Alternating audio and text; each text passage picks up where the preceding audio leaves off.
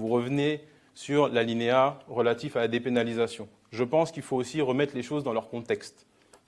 L'opinion nationale s'est plutôt exprimée sur le fait qu'on soit pour ou contre l'homosexualité, ce qui n'a jamais été le postulat ou le débat de départ.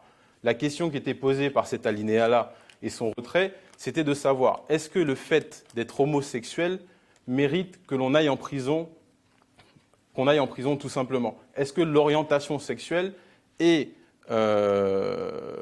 devrait être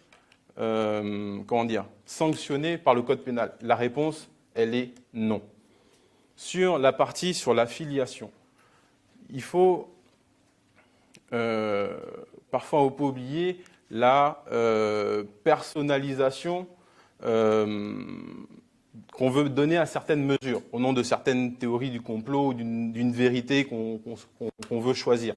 Maintenant, cet article sur la filiation, je le disais en préambule dans mon propos liminaire, on a un travail sur le code pénal qui permet d'améliorer la protection des femmes, par exemple, et des mineurs. C'est une protection des mineurs.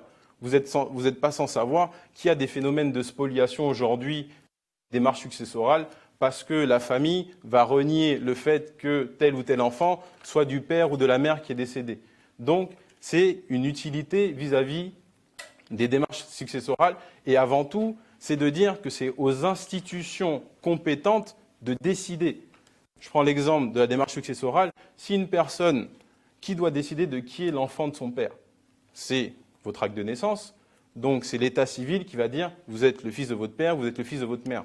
Ce n'est pas à votre oncle, à votre tante, à votre cousin, à votre arrière-grand-oncle de décider de votre filiation.